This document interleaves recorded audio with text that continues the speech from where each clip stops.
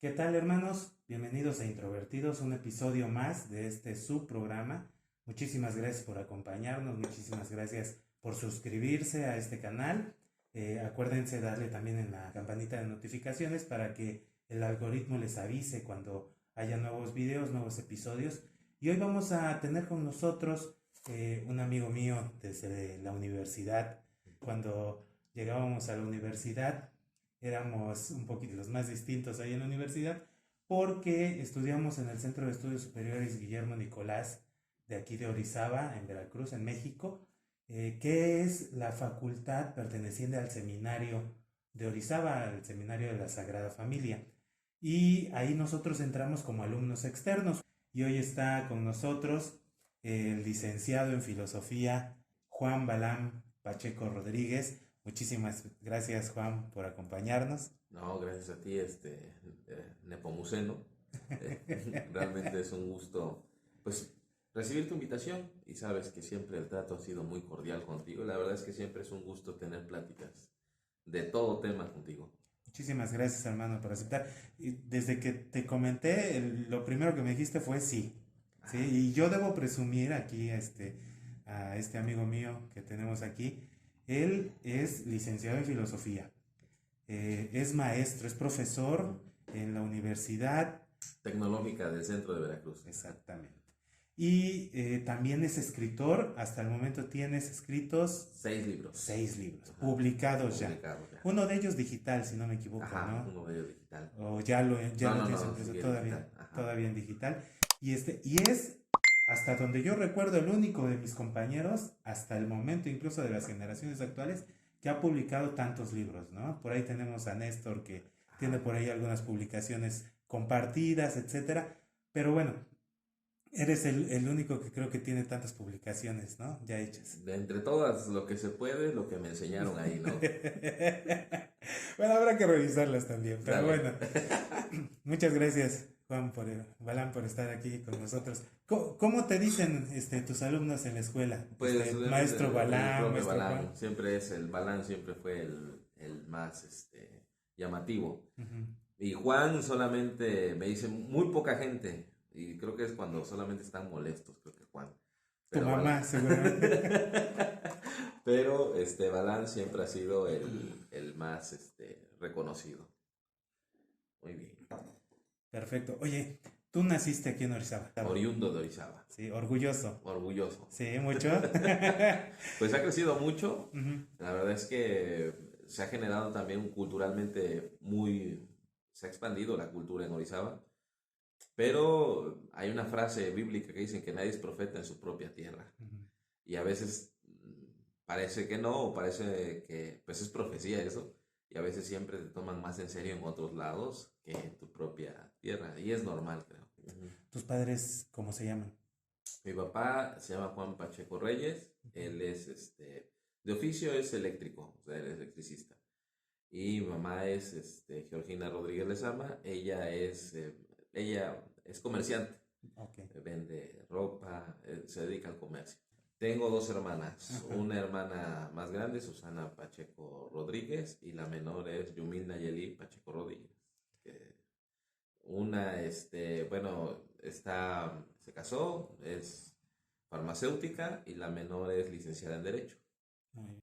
¿Cómo eras tú de pequeño? Pues lo que más me recuerdo y me cuentan mis padres es que pues yo siempre yo creo que de niño, como fui el único varón entre mis dos hermanas, creo que si hasta cierto punto mi mamá me decía que tenían un poco de más cuidados, no sé a qué se debe, o no sé, incluso dice mi mamá que a veces los niños son más vulnerables que las niñas en cuanto a la infancia, que deben tener más cuidado porque son más proclives incluso a morir, pues. Ujú.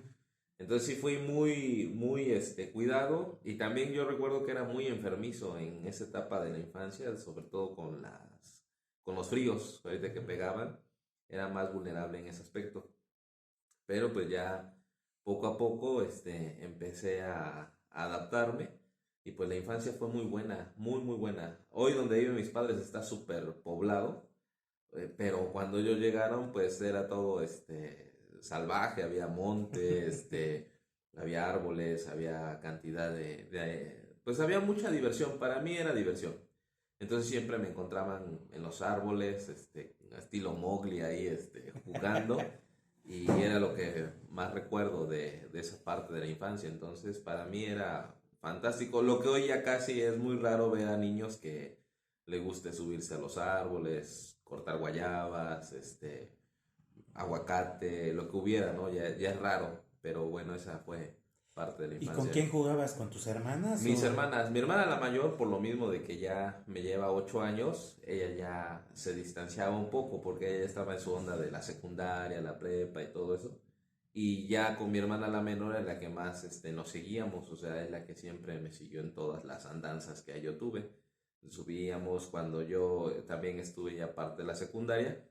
Pues ya ves que es una etapa muy conflictiva, creo que la infancia fue muy buena, pero entrando en la parte de la pubertad, ya empiezas como con ciertos cambios. Tú somos más o menos contemporáneos Ujú.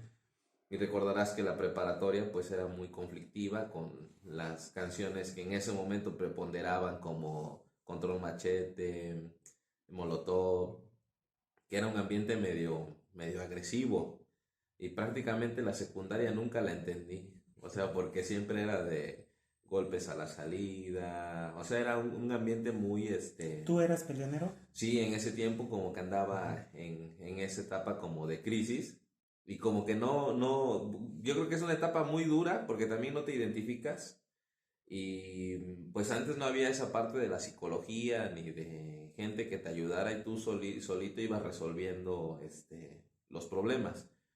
Pero yo siempre recuerdo que, por ejemplo, mi madre siempre se preocupó mucho por la parte espiritual de todos, de todos. Entonces, siempre nos llevaba, o sea, era misa, era ir a la doctrina, ya había acabado mis sacramentos, pero me llevaba todavía perseverancia. Entonces, constantemente había esa preocupación espiritual, de mi madre o sea, nos hacía rezar el rosario. Entonces eso me iba ayudando. Por parte de mi padre, pues siempre me decía, ¿qué haces? Ponte a hacer un deporte, ponte a hacer algo, no estés ahí.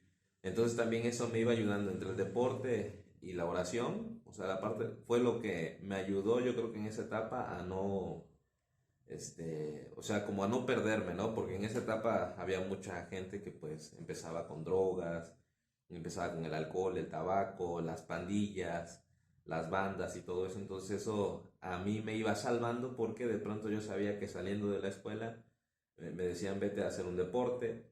Mi mamá nos llevaba a misa y pues ahí también siempre estuvo mi mamá, mis papás estuvieron ahí metidos en movimientos de la iglesia Ujú.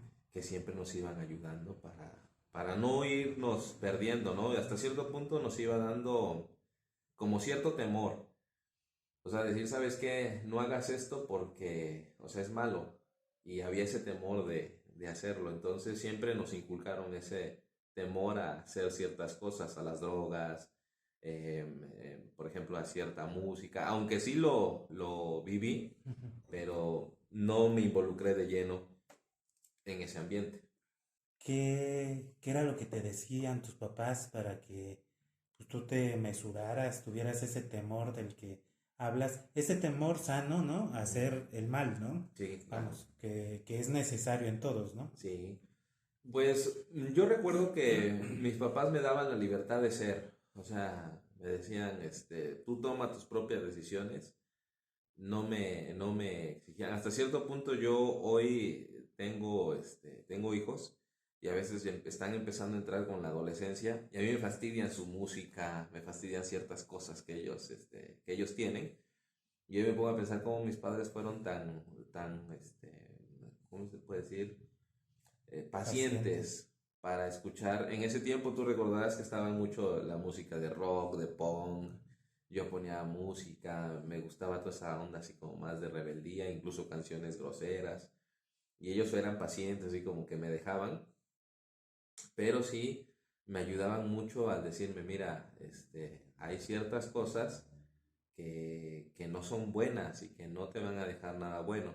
Y obviamente que pues yendo a Eucaristías, con los padres, los mismos padres te iban diciendo qué cosas pues estaban mal. Entonces cuando había amigos que me decían, oye, no quieres droga o no quieres ir aquí o allá, para mí era así como que incluso yo daba la pinta como de malandro, como de malo, pero ya a la hora de ser malo, como que se daban cuenta, no, no sabe, o sea, porque realmente no sabía.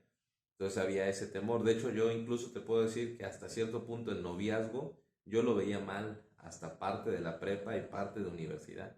O sea, yo lo veía así como que noviazgo sí está bien, pero de manita sudada, así de vamos al parque, vamos al cine, vamos a cotorrear. Pero ya pasar a un proceso ya más íntimo me daba cierto temor, como que yo decía, no, esto me dijeron que estaba mal o que esta cosa, o sea, esta situación me iba a llevar a algo malo. Entonces, pues yo recuerdo que pues muchos amigos en secundaria, pues ya habían sido, ya empezaban a ser padres, prepa también, entonces, pero entonces yo lo que hacía era como que enfocarme más en cosas que si no me ayudaban, pues las dejaba. Pero sí había esa parte como religiosa que me ayudaba, que me decía, no hagas esto porque vas a terminar mal.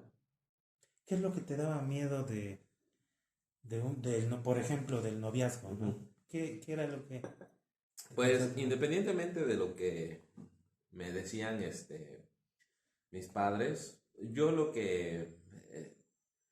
hubo varias cosas, ¿no? que me limitaban. Primero, yo en algún momento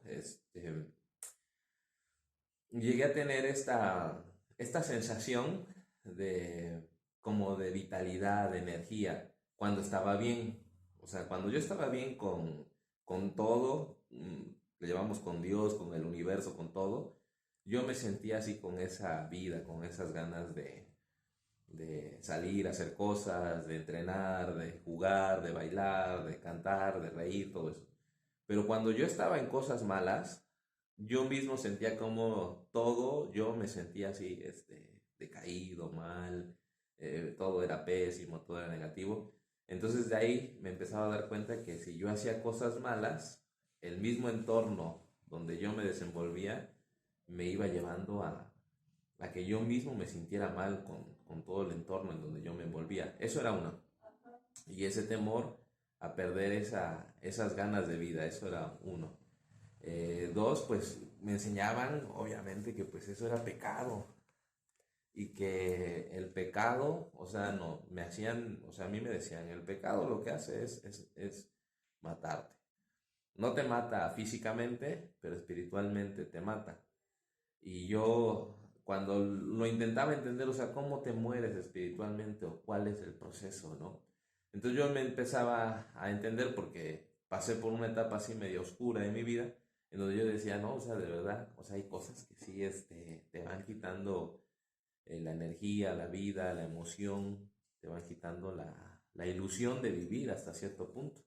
Entonces yo sí veía, por ejemplo, a gente que se veía muy oscura, como que muy refugiada en las sombras, como que les gustaba esa parte, a lo mejor ahí se sentían libres, pero se veían mal. Uh-huh. Entonces yo dije, no, pues eso está mal. Entonces por eso de ahí se me quedó mucho esa frase que dice que el pecado mata. Y hoy lo entiendo así, o sea, puede ser que estés vivo Uh-huh. y que sí comas pero va a haber cosas que por más que tú quieras mejorar o estar bien, no vas a poder porque efectivamente el pecado lo que hace pues es matarte. Y esa fue una lección que me empezaron a dar mis padres y me empezaron a decir, el pecado mata, el pecado mata. Entonces yo me lo llevaba, entonces cada vez que yo veía alguna situación, por ejemplo, del noviazgo y que pudiera dar pauta a eso, pues me espantaba. Entonces había chicas que sí me decían, oye, pues, ¿por qué? O sea, tú, no quieres dar ese paso conmigo, o sea, no te gusto. Llegó un punto en donde, pues yo me enfocaba, o sea, le tenía ese temor y obviamente que la primera línea para pecar es perderle el miedo. Uh-huh. Como ya le pierdes el miedo a algo, ya como que ya es más fácil que lo sigas haciendo. Entonces a mí me llevaba así como que no lo hagas. Entonces yo me enfrascaba porque obviamente pues eso es yo puedo decir que, o sea, la cuestión de la sexualidad es una cuestión hasta cierto punto natural, el mismo cuerpo lo desarrolla. Entonces yo lo enfocaba a eso en deporte, en ir al gimnasio, natación, fútbol, intentaba mucho enfocarme ahí. Y era peor a veces porque eso hacía que hubiera más chicas que de pronto te veían, ¿no? O sea, como decían, hace ejercicio, es así, así, así. Y te veían así como que con más deseo hasta cierto punto. Yo recuerdo una vez que venía de un gimnasio y me dicen unos amigos, vente, vamos a una fiesta.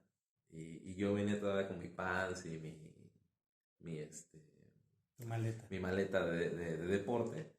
Y llegando, una chava me ve y dice, yo quiero bailar con él. Y me ve y empieza a bailar, así el ambiente. Y entonces así como que, pero ellos lo hacían porque pues les gustaba el ambiente, aparte de que eran chavas que a veces llevaban dinero y les pagaban los tragos y todo eso. Pero a mí como que yo decía, es que este no es mi ambiente, ¿no? Uh-huh. Entonces ya empecé a decir, no, no, no, no. Y entonces, pues a mí me inculcaron eso, el tenerle miedo a ese pecado. Y había un sacerdote muy amigo de la familia que nos decía, bueno, a mí me gustaba lo que platicaba, ya una persona grande, ya pues anciana, y me dijo algo, dice, ¿sabes cuál es el pecador justo? Y yo le digo, ¿cuál es el pecador justo, no? Yo no, dice, el que 7 veces se cae y 7 veces se confiesa. Entonces, como tenía yo esa relación muy cercana, era parte de la familia, para mí era muy fácil llegar a tocar porque me conocía y creo que eso es algo que también me ayudó en esa etapa. Porque como yo tenía, por así decir, línea directa con esta persona, a la hora que yo quisiera yo lo iba a ver y con él, por ejemplo, hablaba y me decía, pues ya te confesaste, pues ya en la plática ya sacaste lo que tenías que sacar y ya me daba la solución. Y yo me sentía bien, o sea, como que decía, no sé cómo puedo experimentar esa sensación como interna, pero yo cuando estaba haciendo las cosas bien, me sentía bien. O sea, yo sentía como que había algo dentro de mí, como, su máquina, o sea, estoy bien. Pero pues se hacía constantemente esta lucha. Se parece mucho a lo que se llama el cargo de conciencia, ¿no? Uh-huh. Cuando realizas una acción que es naturalmente algo malo, ¿no? Uh-huh. O en el sentido ya más cristiano, católico, que hay una conciencia de ese pecado, la misma conciencia te lo recrimina, ¿no? En ese sentido. Tú eres el único varón entre dos hermanas. ¿Qué tan difícil era vivir con dos hermanas? Pues primero aprendes mucho de una hermana o de un hermano, no sé cuánto haya sido un hermano, pero de mis hermanas aprendí mucho. Aprendí mucho a cómo tratar a una mujer, por ejemplo, a cómo lidiar con ellas, a entenderlas en sus tiempos de menstruación, a entenderlas en sus tiempos de depresión, su sensibilidad. Aprendes mucho de ellas, incluso aprendes a hablar con ellas. Claro que eso cuando yo salía y trataba a las chicas, yo sabía, o sea, muchas cosas que hablar, que no hablar, qué decir, hasta cierto punto, cómo tratar con ellas. Entonces sí me ayudaba. Y al mismo tiempo yo también veía que hasta cierto punto la vida de una mujer era un poco más complicada, porque había más restricciones culturalmente hablando, pienso yo que a cierto punto para una mujer. Entonces, pues, sobre todo más situaciones que no sé hasta qué punto limitan a una mujer, pero sí es más pesado que una mujer actúe de cierta libertad porque tiene ese como cargo cultural en donde no les permite tanto expresarse en algunas situaciones. Un hombre es un poco más libre en algunas cosas. Entonces sí, y entonces ahí yo me daba cuenta pues que mi mamá obviamente más apegada a la iglesia las aconsejaba más, o sea, como que decía, la mujer debe ser de esta manera, la mujer debe tener este tipo de cuidados. Y a mí pues me decía ciertas cosas como que mejoraran. Obviamente que cuando tienes una buena mamá, mm, como que también te ayuda mucho. O sea, te ayuda mucho tener una mamá que te aconseje, que te guíe. Creo que ha de ser difícil vivir sin una mamá, Seguramente. ¿no? Pero también, o sea, a mí me ayudaba. Y obviamente que vivir rodeado de mujeres, pues siempre yo me sentía muy atendido. Sí, o sea, siempre me sentía así como, por eso dice, creo que por eso dicen eso de dichoso entre las mujeres, ¿no? Ujú. Porque a veces como que estás entre mujeres y me imagino como un león que tiene a su alrededor a las leonas y que las leonas, prácticamente le sirven, ¿no? O Ujú. sea, pienso yo que a lo mejor por eso se dice dichoso entre las mujeres. En nuestros tiempos todavía nos tocó que las mujeres eran más atentas con los hombres en casa, ¿no? Las hermanas. Yo no tuve hermanas, yo tuve un hermano nada más, mi papá, pero mi mamá siempre nos procuró mucho. La diferencia ahí fue un poquito que mi mamá también nos inculcó el hacer quehaceres, ¿no? Ujú. Yo creo que con una doble intención, pues alguien que la ayudara también, Sí, ¿no? claro. Y por otro lado, pues también Ajá. el hecho de enseñarnos a hacerlo también nosotros, ¿no? ¿Tu mamá te enseñaba también? Había Ujú, algunas cosas que me decía, hazlas, y había otras que definitivamente no, o sea, me decían tus hermanas, y creo que a lo mejor les puede pegar a algunas mujeres porque ujú, hay esa parte de que, y no sé qué tanto aplique todavía de mujeres que les hayan dicho, atiende a tu hermano ujú. o sírvele a tu hermano. Y como que de pronto había todavía esa como esa educación hasta cierto punto. Claro que yo también eh, aprendía ciertas cosas. Yo como una anécdota, en la secundaria no alcancé taller porque me inscribieron tarde. Todos los talleres de hombres, por así decir, estaban ya saturados, electricidad, carpintería, estructuras metálicas y cantidad de cosas. Entonces el único taller que yo alcancé fue costura. Ujú. Entonces, me Que dijeron, tenía así como la etiqueta ah, específicamente para para mujeres, ¿no? mujeres en ese tiempo. Ajá. Y entonces yo recuerdo que cuando yo llegaba a la secundaria, pues todos llegaban con sus tablas de carpintería o sus cables de electricidad. Y yo llegaba con mis trazos de papel albanene para hacer primero como una maqueta, Ujú. los modelos de lo que íbamos a hacer. Y aprender a coser en máquina y todo. Pero todo eso me ayudó. O sea, Tú sabes, aún sí, todavía sabes. todavía, o sea, yo de pronto si a un pantalón no me queda, yo le sé meter, le hago el dobladillo, o sea, yo sé coser. Ujú, Entonces son cosas que de pronto dices, pues, o sea, no fue del todo así negativo, ¿no? En ese tiempo. ujú. Pero yo creo que también va esa parte de que, por ejemplo, hoy ya no se ve tanto esa parte de educación. Creo que somos parte de una generación distinta a las generaciones actuales. ¿Por qué? Porque, por ejemplo, había consejos o dichos que de pronto nos marcaban mucho el de tú eres varón y tú eres mujer. Sí. Por ejemplo, a mí me decía mi mamá, o sea, un hombre debe trabajar. El hombre debe trabajar. O sea, a ti no te queda, si quieres o no quieres estudiar, tú tienes que estudiar. Porque a la mujer la invitan y el que paga es el hombre. Ujú. Entonces nos decían, tu papel como hombre es cumplir. O sea, cumplir en todo. Cumplir en... Un hombre que no cumple, decía, deja de ser hombre. O sea, un hombre que cumple en la casa, que siempre hay, que siempre provee. Un hombre que cumple con todos los deberes que debe haber. Incluso un hombre que cumple en la intimidad con su esposa. Un hombre debe cumplir. Siempre. Un hombre que no cumple no es hombre. Entonces así te, te decía, ¿no? Y hasta cierto punto yo no sé qué tanto todavía aplique. Ujú. O sea, el hombre que deja de cumplir, como que, pues, sí eso, pero pues no, no es tanto, Mm. ¿no? O sea, hasta cierto punto, o sea, esa era la mentalidad. ¿Eso tenía alguna carga moral contigo? O sea, Eh, ¿te pesaba todo este tipo de enseñanza moral que tenías de tu casa?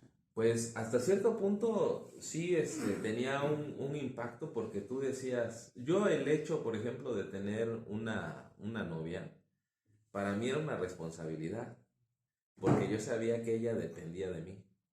O sea, a lo mejor no económicamente, pero en ese momento si salíamos al cine y a ella le pasaba algo, sí me competía a mí. Entonces yo cuando ella me agarraba del brazo y así me hacía así, yo llegaba a un punto y decía, yo ahora soy responsable de ella. Lo que le pase a ella, pues me compete a mí. Entonces yo ya empezaba a sentir como que pues sí, responsabilidad. Es decir, yo soy responsable de ella y de lo que le pase.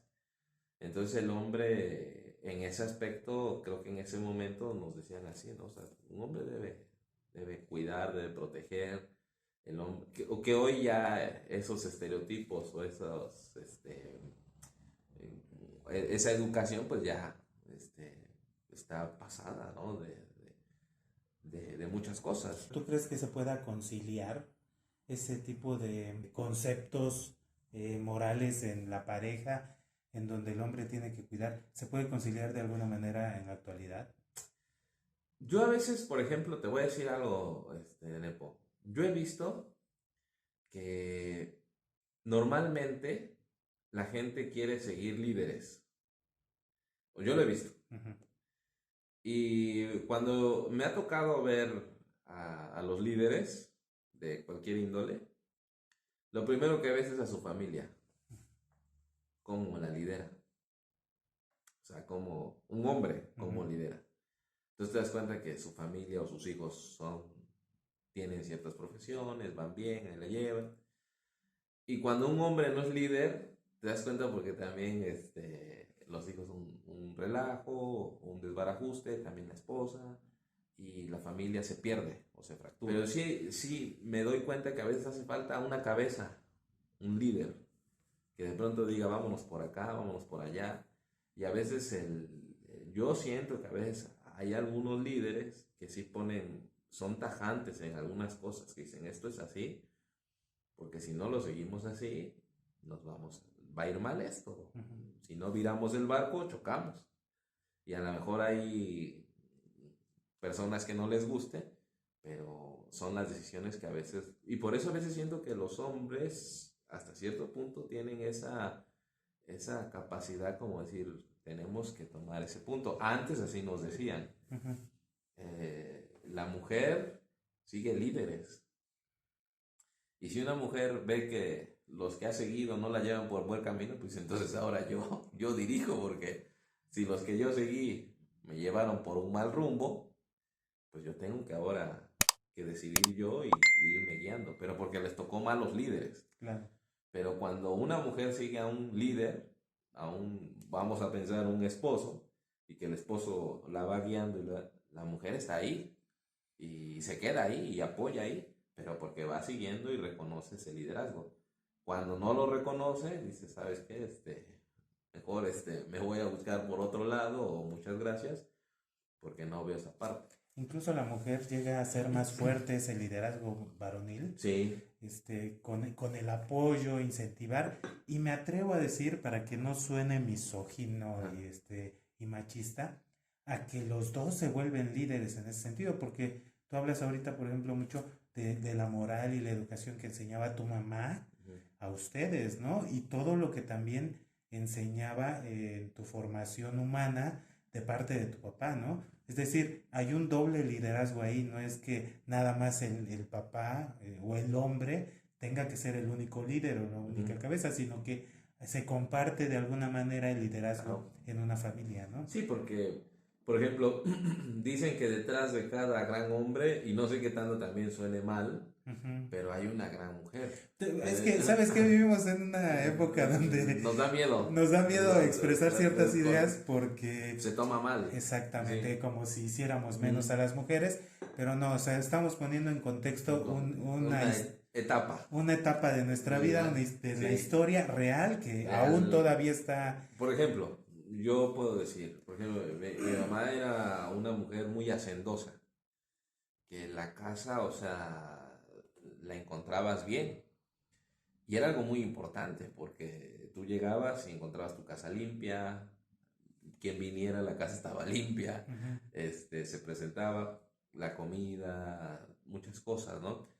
A veces los alumnos, a veces a mí me preguntan, profesor, ¿por qué usted siempre viene así muy, como si fuera una fiesta, siempre elegante? Su pantalón planchado, sus zapatos boleados, ¿por qué siempre bien peinado? ¿Por qué limpio? ¿Por qué güey? O sea, muchas cosas. Que dices, pues es que esa escuela te la dio mi mamá. Ujú. O sea, yo cuando iba a la primaria, yo encontraba mi pantalón bien planchado, o sea, todo lo que era ya el agua caliente, ya nada más era para bañarse, ir, salir, bien peinado, llegar así como yo tenía que llegar. Entonces, eso son cosas que te van forjando, te van haciendo. Obviamente también mi papá iba así, o Ujú. sea, mi papá iba bien planchado, bien boleado. Y mi papá, aunque era eléctrico, no parecía eléctrico. O sea, no iba con su overol todo mugroso, así de mezcla o pintura o cosas así. Iba limpio, sus zapatos limpios. O sea, él era una persona que estaba hacendosa porque mi mamá era hacendosa. O sea, y por eso a veces dicen que la palabra convence, pero el ejemplo arrasa.